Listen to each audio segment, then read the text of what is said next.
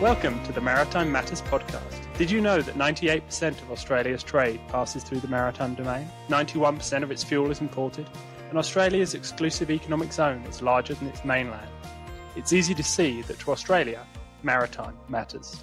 Maritime Matters is the podcast where we break down what the week's events mean for Australia's maritime security and the wider Indo-Pacific.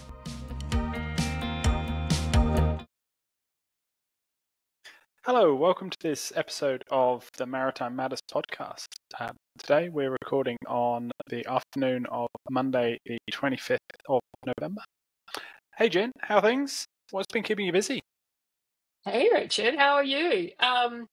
Lots happening in the world, not necessarily lots of good things, but lots of things happening and lots happening in the maritime domain. For me, what's been keeping me busy, I've had three pieces that will be published very, very shortly. One that was published last week, which I think we'll get into, which is my paper entitled Time for a Coastguard, published with the Australian Naval Institute. We'll put a link in the show notes, which is kind of making what is not a new argument, but it certainly hasn't been a discussion in a long time now about what are our appropriate maritime security structures within Australia, and kind of highlight some gaps with our maritime security structures. But I think we'll talk about that a little bit more. I've just finished a piece completely out of the maritime domain, but our listeners might find it of interest on defence export control regimes and how they've changed under AUKUS, what that means and where the gaps still are. So that'll be published in the Exports Control Australia group publication coming out in a couple of weeks, and we'll share a link to the show note at the time. And then I do have more maritime related, a piece coming out with the Australian Army Research Council this week on a book review on a book called 21st Century Mahan, which is effectively a book that looks at some of the essays that Mahan has written. So obviously we talk about Mahan's kind of seminal work, but he actually did a lot of other things which are actually much more readable than the work we quote from him. So it talks about how it's worthwhile reading these essays. My favourite one is the essay on naval administration and how the bureaucracy can take over in terms of control and often de-emphasising operations, which I think is a really important conversation right now in terms of the structure of the Department of Defence. But that is me. What about you, Richard? What have you been up to? Well, I'm glad that BJ's 21st Century Mahan's got a mention on here. It's sat on my shelf somewhere over there, actually. So if you get a chance, do read it. It's excellent. What have I been up to? Not a huge amount. The main thing I've been doing, hopefully there'll be something out relatively soon from me on stuffed ships taken up from trade and talking about the role it's played in facilitating Australian military operations and the challenges that might be facing Australia if they have to rely on that capability again and the likelihood of so doing. So that hopefully will be out sometime later this month, so we'll see. I'm excited about that. But isn't the Maritime Strategic Fleet going to solve all those problems? All of them. All three ships, right? It's going to solve all of our problems. $21 million and the 3 training bunks a year. Absolutely. The cynicism I can hear dripping from your voice. Anyway, we want to talk a little bit to unpack a bit more about your Coastguard paper. So, do you want to give us the lowdown on what you're arguing and why you think it is that we need to explore the option of a Coastguard again? Absolutely. So I think there's a couple of elements of it. One of the things that's kind of struck me over the last 4 years is once the Defence Strategic Update came out in 2020, it talked about the removal of strategic warning time. Now that means a whole bunch of different things in force design parlance. But the conversation since that has always been about capability and about increasing workforce. It hasn't really been about the Defence Forces or the wider Australian national security architecture's capacity to deal with what is changing in the environment. And I think when you talk about the issue of capacity, there are other elements, including structure, processes, etc., that we're not really talking about. From a structural element, I think there's a real gap in Australia's maritime security architecture. We tend to bifurcate the concepts of civil maritime security and military maritime security, and we see that in the strategy. So we have a civil maritime security strategy that excludes issues of military considerations, search and rescue, because that's AMSO, it's not Home Affairs. It excludes subsea cables. The word subsea cable or undersea cable is not mentioned in it. It excludes pollution and a bunch of other things. I think one of the reasons for this is because we have so many organisations that are responsible for maritime security in Australia. So if you read the Guide to Australian Maritime Security Arrangements, there's about 30 organisations, right? It is. Check it out. It'll put you to sleep if you're having sleeping problems. But there's about 30 organisations that deal with maritime security, right? And so I think that when we looked at this in the early 2000s, in the wake of the 9/11 attacks, where we had quite a focus on the impacts of maritime terrorism, which was thought to be the next wave of terrorism that didn't really manifest, we came up with a structure called Maritime Border Command, which sits under the Department of Home Affairs. But it is really a coordination agency. It doesn't actually have people or assets. So it relies on people and assets from a range of different agencies, but predominantly the Australian Defence Force and the Australian Border Force Maritime Unit. What that means is that Defence is actually feeling a lot of the burden for the constabulary or maritime law enforcement operations. So all of the Navy's patrol boat force, really all they do is Maritime Border Command operations, right? What we've also learned after the last 2 decades is every annual report from Home Affairs, you bury down in the numbers, says that the Australian Border Force Maritime Unit, which is only about 550 people, right? We have the third largest exclusive economic zone in the world. Our maritime domain is bigger than our landmass. Now, Border Force Maritime Unit is about 550 people, has about 11 patrol vessels plus one kind of large hull vessel and a couple of fast attack craft, and it leases aircraft.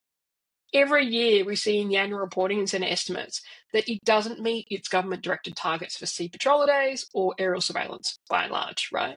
And I think a lot of that is just structural. It does not have the correct structure to meet the requirements, which means Defence picks up the burden, often with expensive P8s or warships or amphibious ships.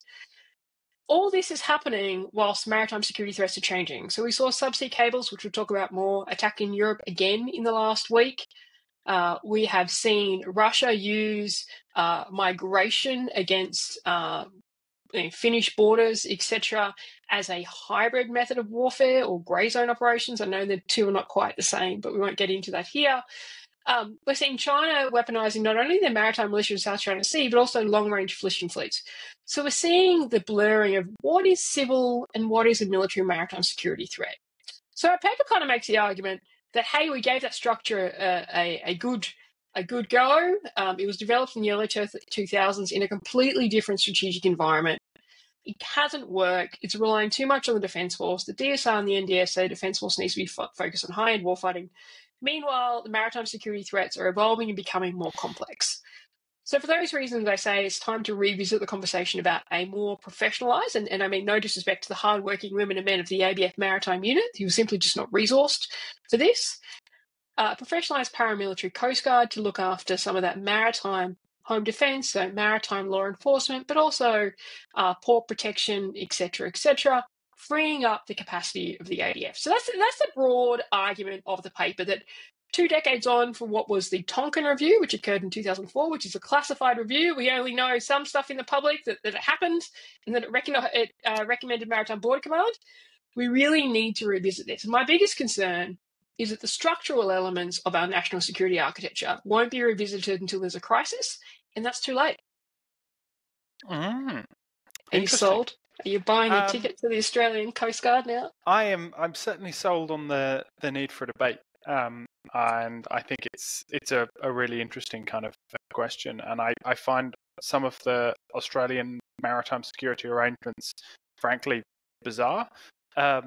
And also the way they've grown up at a time when the whole part of the point of maritime security as a concept, as an idea, is to actually draw lots of these things together. But at the same time, a lot of the arrangements have then tried to pull them back apart again, which is a slightly odd dynamic. But I know that there's, and I'm sure you've had sort of pushback around this sort of question about, well, at the time when we're desperately trying to focus on high-end sort of peer threats, high-end warfare, is now the time to be going back and doing something that has an air of the early 2000s about it. But I think that it's certainly a really interesting conversation. And it's Coast Guards are very much the flavour of the era and the region. if not necessarily used purely on what Jeff Till would describe as the home game, but also on the away game, the ability to engage in Coast Guard diplomacy, or even potentially counter some of the lawfare type aspects of the use of Coast Guards that we've seen quite a lot in this region. So it's certainly a really interesting debate, and I think a useful contribution to try and kickstart that. We'll have to see whether or not anyone jumps on the bandwagon. Well, on the discussion, keep an eye out for an upcoming Defence Connect podcast. I know I'm always advertising other podcasts on this podcast. Defence Connect podcast with Steve Cooper unpacking it, and also a SimSec podcast with Jonathan Stelling in the SimSec in the US think tank, also unpacking it. I guess on your point about high-end warfare, I agree, right? There's a point of how much change do you do at one time. But actually, when you look at the elements of the ADF that actually support Maritime Border Command, they're actually meant to be discrete, kind of contained elements. And I think you could do it. And actually, it might open up a whole bunch of opportunities in terms of workforce, in terms of the reserves, and free up some of those challenges. And certainly, anyone who's ever been a career manager in Navy career management would understand the pain of trying to convince someone who wants to serve on patrol boats in Darwin to come back and do warfare course. So there are some bits in it, but we won't take up the whole episode. No. Given that I've just said there's 2 other podcasts coming out talking about a Coast Guard. What else is happening, Richard? So we've already flagged it briefly, but there was another incident in Europe about critical maritime infrastructure, undersea infrastructure. As so often with these kind of things, the details are a little bit blurry, and trying to work out quite what's happened and who's done what, when, where is a real challenge. What we do know is that over the period between the 17th and the 18th European time, 2 cables were damaged, one between Finland and Germany and the other between Sweden and Lithuania. These have been described as either data cables or phone cables. The extent of the damage has been ascertained, but I've not seen any kind of absolute confirmation on this. We know that the Swedes certainly have had some units down there using uncrewed platforms to go and investigate what's been going on. Pretty rapidly thereafter, a Chinese bulk carrier has been sort of flagged as being a vessel of interest. You may remember that there was an incident in the Baltic, must have been last year, I guess, and eventually a Chinese vessel was effectively called out as having caused the damage through dragging its anchor. I think it was called the new polar bear, if memory serves me rightly. But in this case, it's a bulk carrier called the Yipeng 3. And she was boarded on the night of the 19th of November I think it's looks like she's somewhere near the vicinity of the Great Belt, so sort of the area between Denmark and Sweden. And she is still at anchor there, surrounded by Coast Guard or naval vessels from Sweden, Denmark, and Germany. So it's pretty clear that those Baltic states believe that there's been something, whether it's been foul play or not, it's a bit difficult to tell, but that's certainly the implication. Now, quite why, where, what is still a bit unclear. The vessel was sailing from a Russian port, which, given concerns sort of European security and Russia at the moment, there may be something in that. But it's another incident in this sort of line of incidents in terms of undersea infrastructure in the Baltic. But it's also this question around how do you protect something in this kind of way against what is a very basic kind of form of potential damage, right? Dragging an anchor is not a complicated thing. So there's lots and lots of questions from attribution through to kind of how you actually try and defend against this type of attack. But it seems to be something that's here to stay. It does, and I think that we need to obviously situate it in the wider context of attacks that appear to have been occurring in Europe, whether that's fires in factories, attempted assassinations, etc. And we did talk a couple of weeks ago about the fire at the UK nuclear submarine yard in Barrow-in-Furness. And we don't know still any information about what caused that whatsoever, but there is this what looks like a campaign of Russian sabotage occurring across Europe. There has been a significant focus on, for want of a better term, Russian task forces investigating maritime infrastructure within the Baltic. And so this kind of links in with that. The interesting reporting, I mean, there have been foreign ministers from some of the countries involved who have been quite clear in blaming Russia. The US have come out and said they're not quite clear what has happened on it. But certainly I think it just goes back to highlight that vulnerability, which links back to our conversation, not to keep selling a Coastguard. I call it Jen Parker's Coastguard. But it links back to that conversation about what are the maritime threats? How are they broadening? Although this isn't new, and in the Did You Know, we're going to talk about attacks on subsea cables because this isn't new. It's just something that we haven't looked at in a long time, and the dependencies now on subsea cables are much greater than they arguably were when they were targets during the World Wars. But look, I think that, we'll wait and see what comes out of it. I'm not sure we'll get any more information, but I think it just makes us need to think about how is Australia dealing with subsea cable protection. At the terminals, it's very clear that's an AFP responsibility, but on the seabed, that is much more challenging. And it does require significant issues to do with design and developing in resilience to some of those cables, but also surveillance. And that's not a capability, certainly in the public sphere, that we appear to have. A good piece, just a shout out in The Australian on Friday, 22nd of November, from Anthony Bergen and Sam Bashfield, really talking about some of the concerns from an Australian perspective for this. So I think this is just a growing or a re-emerging sphere of seabed warfare that has the potential to have a much greater impact now because of dependencies on the internet. Yeah, and I think the other point is that traditionally this has been, certainly in terms of damage rather than tapping of these kind of cables, this has been a wartime activity. And what's really interesting and what's truly novel about this is the degree to which this is becoming a kind of, are we peacetime, but an activity which is taking place below the kind of threshold, which in certain regards makes it more difficult to try and respond to it. So you can't stop ships from sailing across international waters. So it becomes very difficult then to do anything in terms of protecting some of these cables. So lots and lots of challenges. Do you know, actually, and I wish I'd researched it for this, and I haven't, and I'm going to embarrass myself, and hopefully Douglas Guilfoyle is listening and he can correct the record on this. But actually, I had this debate earlier this year with a maritime lawyer. There is actually some age-old international law on boarding operations that you can conduct against vessels that you suspect to be interfering with subsea cables beyond the exclusive economic zone. Is kind of like piracy, except for the fact it's not as widely as accepted. But maybe we'll see a resurgence in terms of discussion around that. I think that's an 1890s treaty or something like that. Douglas, please help us. I believe. 1884. If it's the one I think it is. The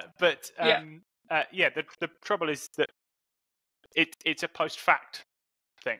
But it'd be really interesting to know under what, if this Chinese vessel has been detained, under what kind of legislation. And anyway, we're getting properly into the weeds here. We ought to de-geekify.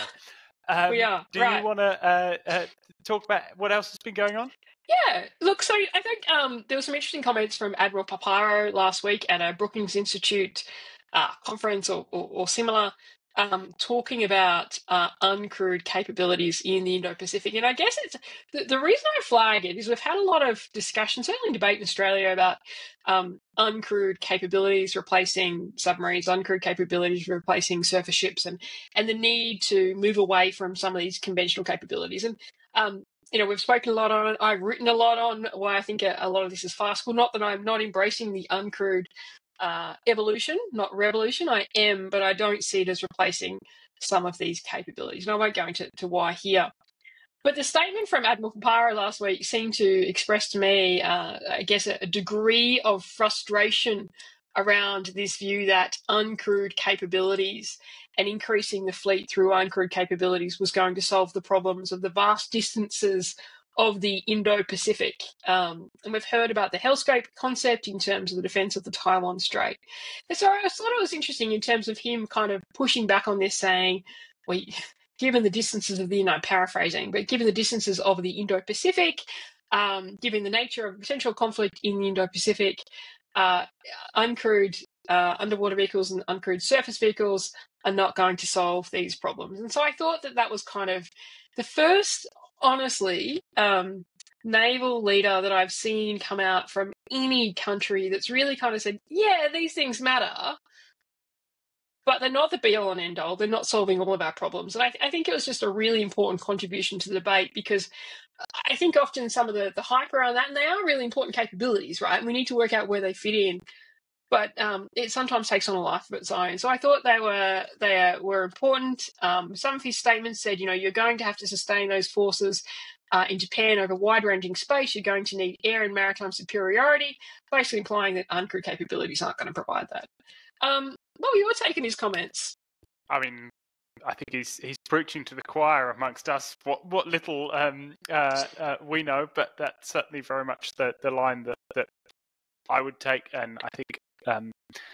There's been a lot of discussion, particularly coming out of the Black Sea, and the amazing way that the Ukrainians have managed to contest and deny the Russians kind of command of the sea in the Black Sea,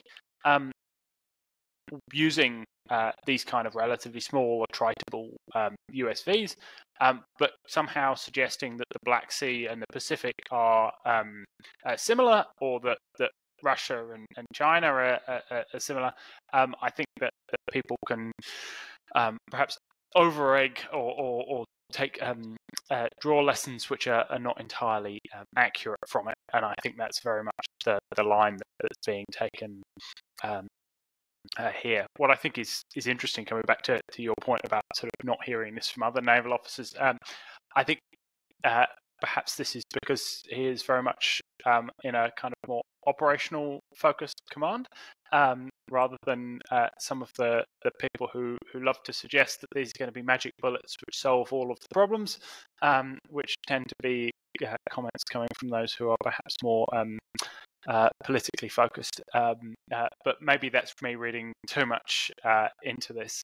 I'm certainly always surprised when people suddenly start saying, uncrewed numbers are going to get the US Navy surface fleet up to 600 vessels, or whatever the number they pluck from the air happens to be.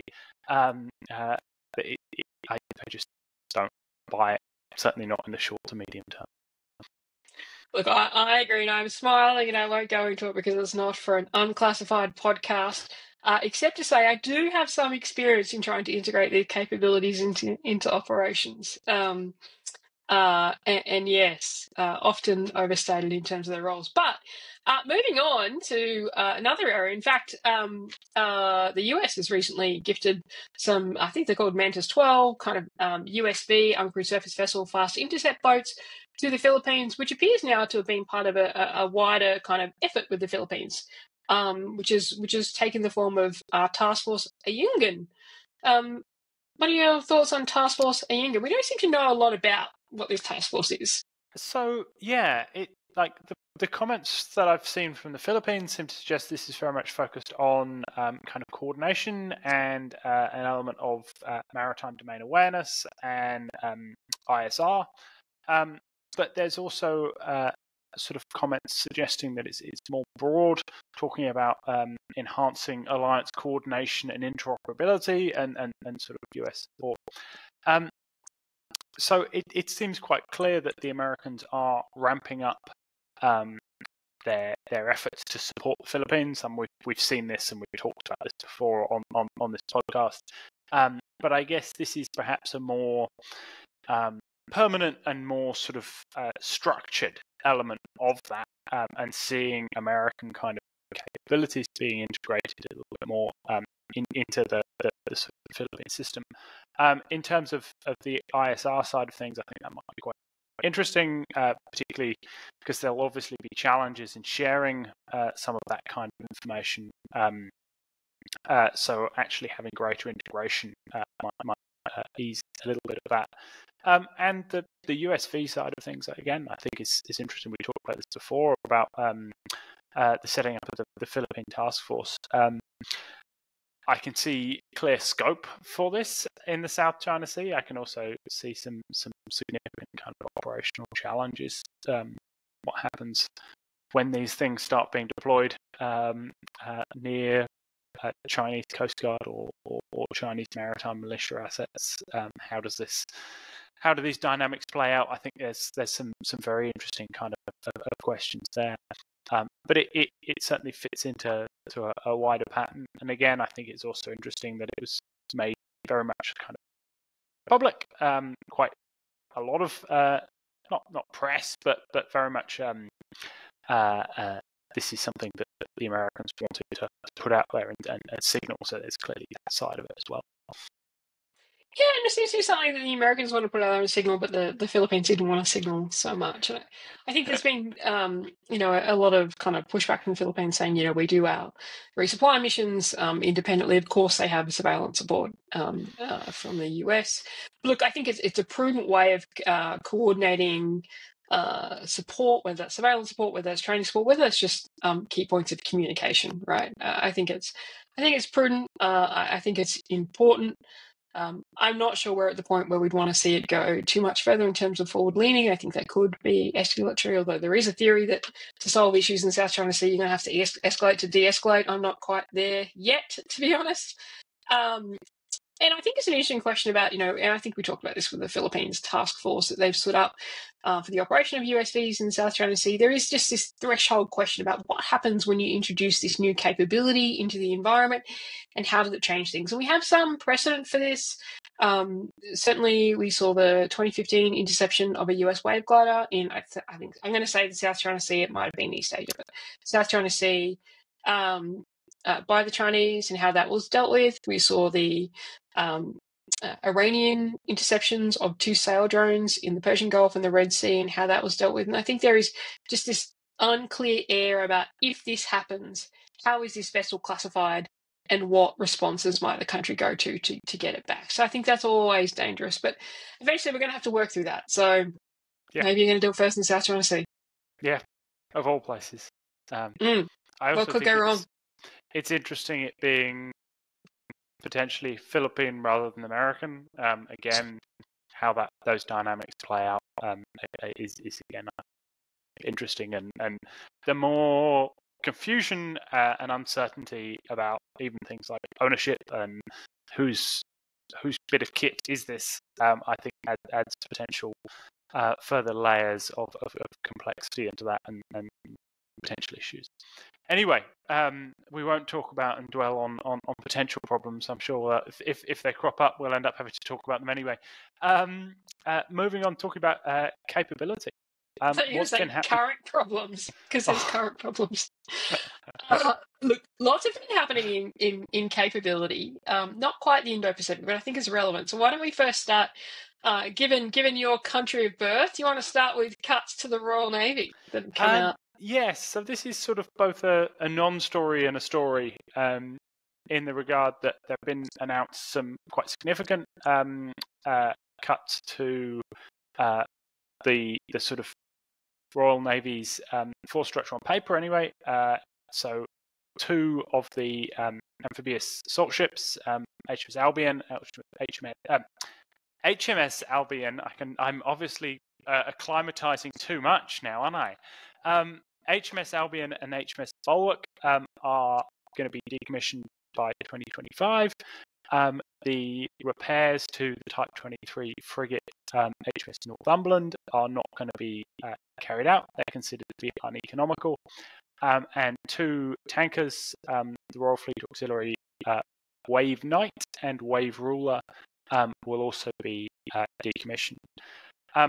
This sounds like a lot, and in certain regards is a lot. However, none of these vessels were realistically in service in any meaningful way. Put bluntly, they can't at the moment crew them. They were in kind of long-term reserve. So this is not a significant cut in that regard, and that the plan, at least, or the stated plan, is that neither Albion nor Bulwark, which is the main focus of much of the discussion here, were planned to effectively go back onto operations before they were going to be decommissioned anyway. So the claim is coming from the new Labour government is that this is actually not having much impact. And I think probably that's fair, but that then in and of itself speaks to a much bigger problem, which is that ultimately the UK Armed Forces is in a real difficult position, particularly in terms of personnel, but not only in terms of personnel. So the issues with the Type 23s, for example, basically they've just been trying to push these hulls out for far longer than they really had in them. And the Type 26s, which is the same as the Hunter class, or similar design to the Hunter class in Australia, have not come on stream fast enough. And so they're having to eke out more years from hulls that simply don't have it in them. The personnel issues, both in terms of Albion and the two tankers, these are well-known problems, and the Fleet Auxiliary in particular is in a horrendous state, at least in part because of a lack of people. So both a non-story and a significant story, and I think for all of the kind of good news, flashy elements of new kit that the British Armed Forces is hoping to develop and hoping to acquire, they're in for a pretty rough period, and this, I think, might only be the start of that. Yeah, look, I agree. I had the pleasure of serving as the head of the warfare department on a Type 23. The great ship HMS Lancaster was, until the Queen passed away, it was the Queen's frigate, and that was 10 years ago, and it was incredibly old and not in a great state. So I can only imagine where some of these Type 23s are now. And I think that there's this real conversation about what is the point of keeping capability that you're not going to be able to use, versus how much of a drain that's putting on the budget. And this is the same conversation about the Anzac class in Australia and the decommissioning of HMAS Anzac, which was quite polarising for many, but also I think really just a financial conversation about the status of that vessel, the age of that vessel, and the cost of that vessel. So, potentially these are just being realistic about what the actual capability is, rather than having capabilities on paper that don't exist. Interestingly, it has coincided with some calls from the Chief of Defence Staff in the UK, Sir Tony Radican, talking about the fact that the UK should be preparing for conflict in the same way that the Swedes and some of the Baltic states have been talking about doing so. And as much as that sounds grim, given Putin's comments on Thursday that he would use intermediate missiles against countries who supplied missiles to Ukraine to strike Russian territory, there is a real heating up in the European theatre. So this is it's an awkward tension, because it looks like a reduction in capability, but it's not really a reduction in capability. It's probably an acknowledgement of what the actual capabilities are. So, with some resonating in terms of Australian aged capabilities. Absolutely. And the challenges created by decisions to kick cans down roads 10 years or so ago. Anyway, we heard more about the C3000 down select. Yes, well, I mean, we had it confirmed. So certainly, we talked about this an episode or two ago. They're all blurring. That's because they're so good. That's why they're blurring. But we have seen reporting from Defence today that the government has made a down select of the C3000, so the future frigate for Australia, to Japan and to Germany. So some people have pointed out it's not quite clear which versions or designs, because there is some controversy about which version or design we're actually looking at. For controversy, I don't know if it's that controversial, but for Japan. But look, yes, we've had that confirmed. And I think the good thing about it is there was some reporting a couple of weeks ago that this down select may not actually occur until 2025, which, timeframes are pretty critical here. There are 10 surface combatants in the Royal Australian Navy's fleet. That's more frigates than the Royal Navy currently has, although not surface combatants. I'm being a bit tricky with numbers, but still, it'll go down to 9 in 2026. The only hope to start lifting this up is to actually get this C3000 on time, maybe even ahead of time. I think there are actually some options to do that, but don't quote me on that. And so it is important that the down select occurs. I still am a bit surprised. And again, I do think the current government has pushed this through very quickly from the February announcement, but I'm still a bit surprised given the terms of reference for the DSR were written late 2022. I still don't understand why the DSR could not have dealt with this problem, and why 2 years on from those terms of reference we're still at a down select to 2 competitors, having to now get a selection, hopefully before an Australian election next year. Otherwise, who knows what happens. So I still think time is not as fast as it could have been on this one. What are your comments? What are your thoughts? Oh, nothing particularly. I mean, I think we'll just have to wait and see. And I think that we're in that niche world where there is controversy over which designs we're talking about. But that's because we operate in a very, very niche world. Talking of things which are progressing relatively quickly, certainly more quickly than was initially planned, and that's the Army landing craft or watercraft. So we heard again earlier this week that the selection, the preferred option from Damon Shipyards, which is their LST-100 design, has been selected for the landing craft heavy. This is the larger of the sort of 2 Australian Army landing craft that are being built. We've already heard the options for the landing craft medium. So this was the landing craft heavy. This is it's a nearly 4,000 ton vessel, about 100 meters long, so a very substantial kind of vessel. It's going to be built by Austal in Western Australia, and the construction is supposed to start in 2026 with, I think, off the top of my head, delivery first delivery in 2028. And the landing craft mediums are supposed to be coming in before then. So this is all happening pretty quickly, and is something that has been accelerated, I think, because of the need to get this capability over the line, and also because of some interesting dynamics in terms of shipbuilding. But interesting to see this taking place, and there's a pretty clear focus on getting some considerable maritime capability into the Australian Army. There is, and I think this is something that's probably an example of some fairly quick decision making, although depending on where you think the starting mark is, because the Force Structure Plan in 2020 actually announced its capabilities. But there was a lot of debate about whether that would actually happen or not, and whether they were funded or not. So I think this is good. It's not surprising. Certainly, it's going to be a great ramp up for shipbuilding in WA to then go on and produce the general purpose frigate, which I think, when you think about it in terms of that ramp up, I think that's a really neat way to approach it. And I think whoever came up with that idea, that's well done to them. It certainly will put WA in a better position to be producing the general purpose frigates. Although there has been some commentary, I don't know how verified, that they may not be producing 8 of them. So more than 3 might be produced offshore, but who knows? That's not written or verified anyway. That's just commentary. So yeah, look, I think positive. I'm still not exactly sure where these capabilities fit in the concept of operations versus the LHDs.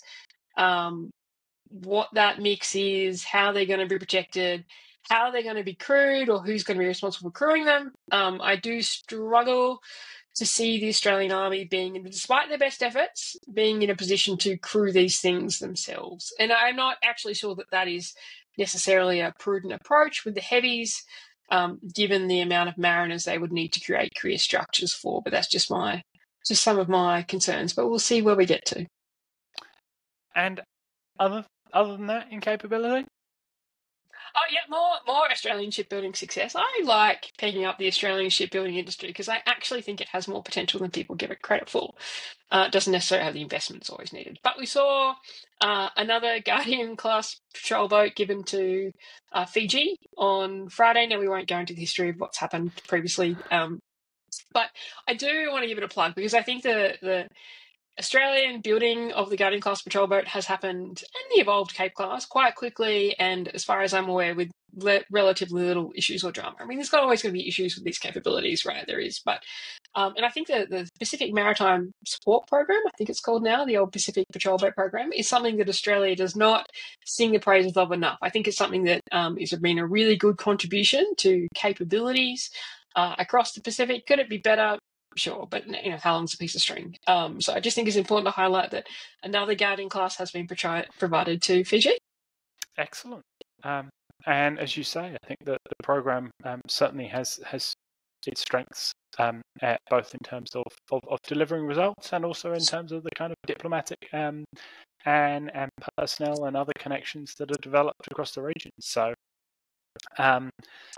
it's broadly speaking, I think a pretty good news story.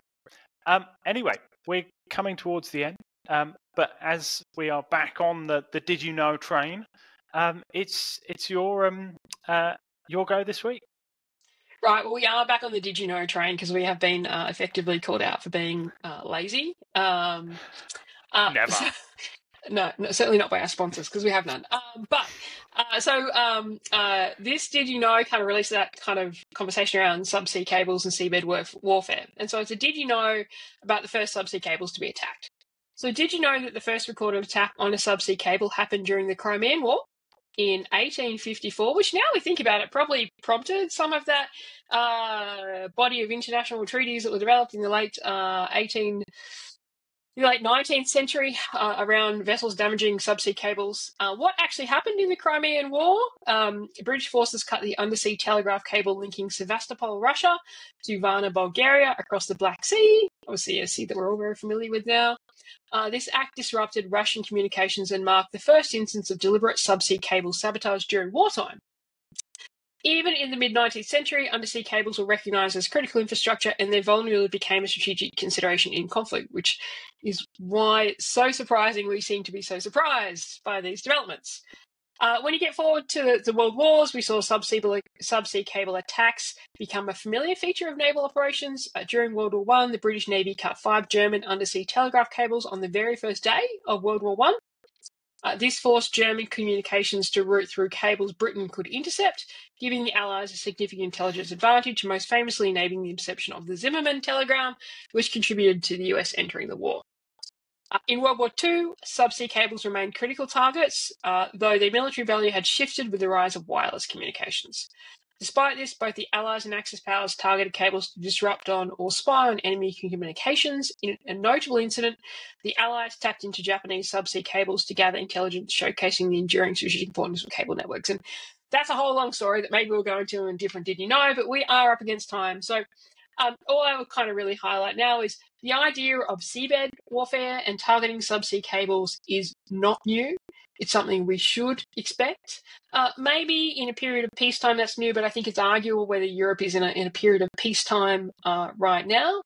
And so really we do need to be looking at our ability to strengthen that. And part of that is about resilience, so not being dependent on single cables, which some of the Pacific Islands are. Some of that is about maritime domain awareness, and this is not just me wanting to plug that I'm writing an encyclopedia entry that you'll all be excited to read about what is maritime domain awareness, but some of that is also having the capabilities to be able to survey these cables and repair them in a quick time frame, all of which we have problems with when it comes to Australia, but also most countries across the world. They're known problems. Anyway, did you know subsea cables, Crimean War, 1854?